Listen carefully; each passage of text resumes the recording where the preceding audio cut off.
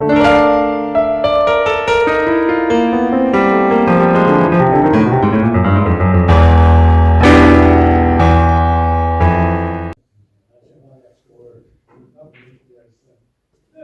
ready, I'm about to talk about the cock and bottle. There's a bottle.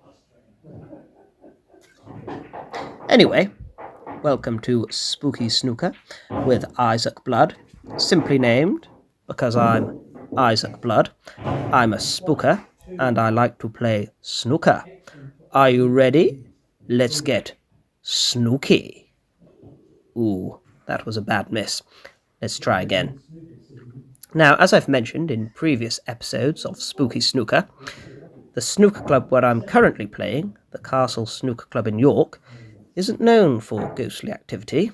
However, being situated in York, the most haunted city in Britain, it's not too far away from paranormal happenings. Just a 5-minute walk from here is the Cock and Bottle pub on Skeldergate. The Cock and Bottle had a reputation for being haunted for many years, but nobody actually kept a diary of the alleged hauntings until Peter and Brenda Stanley took over as managers in 1973. There was one ghost that Mrs. Stanley described as a tall man in a long black coat. There's always a tall man in a long black coat. Is that the same fellow, or are there just a lot of tall ghosts in long black coats? Curious. He had long black hair, a big nose, and was, by Mrs. Stanley's standards, very ugly. It wasn't long until the local press discovered that the site of the Cock and Bottle had once been occupied by a workshop owned by George Villiers, the second Duke of Buckingham, in the late 17th century. A portrait of the gentleman was found, matching Mrs. Stanley's description of the ghost. Bit of background on George Villiers. He was born in 1628 and was a son of George Villiers I, Duke of Buckingham, who was assassinated when George was just 7 months old. George inherited his father's wealth, along with his wit, intelligence, and charm. Sounds just like me. He was taken under the wing of King Charles I, and as a result became a lifelong friend of his son, who would become King Charles II. As teenagers, the two boys engaged in some very naughty shenanigans that involved alcohol and loose women. Ha ha! Lads will be lads.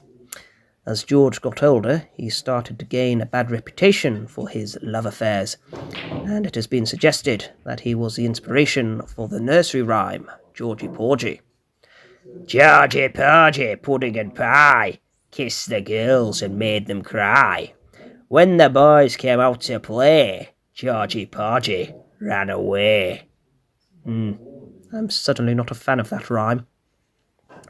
In 1673, George announced that he had had enough of the glittering court life and fancied some peace and quiet, so he left his London home, rode north to York, and that is how he came to live in Skeldergate, in a grand house that stood on the site that now houses the Cock and Bottle, and there his spirit remains. Word on the street.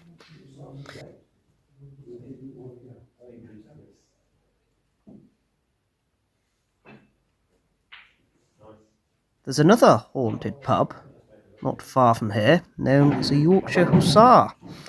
In the 1970s, one Colin Copeland took over as the landlord of the pub and decided that it was in need of redecoration.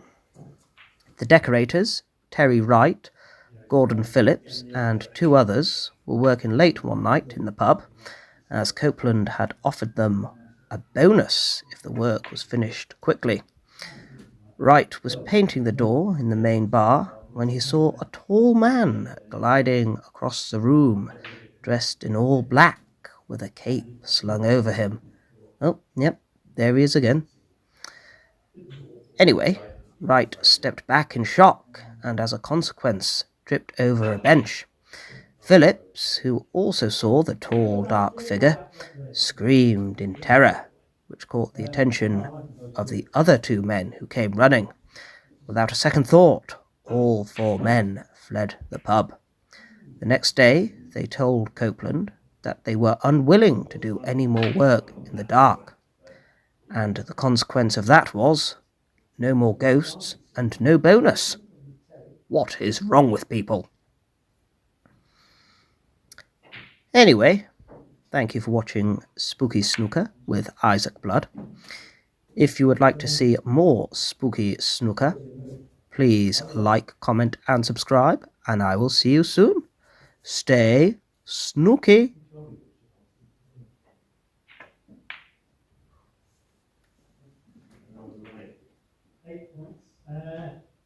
And what she said, very Piers Brosnan not appear to be a very convincing East End West Ham supporting trade union figure. That was one of the awful things that I don't think you could Boo! Ha! Sorry, I couldn't resist. I mean, so miscuts. So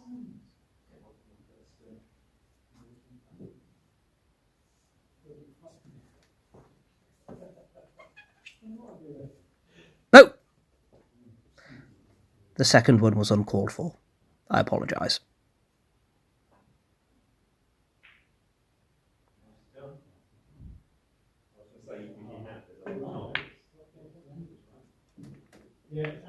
Georgie, Porgy, pudding and pie, kissed the girls and made them cry. When the boys came out to play, Georgie Porgy ran away. Nope, still don't like it.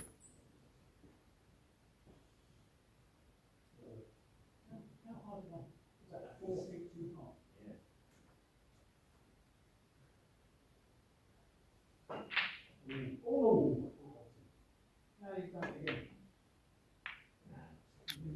2 hours of footage, and that was the best I could do.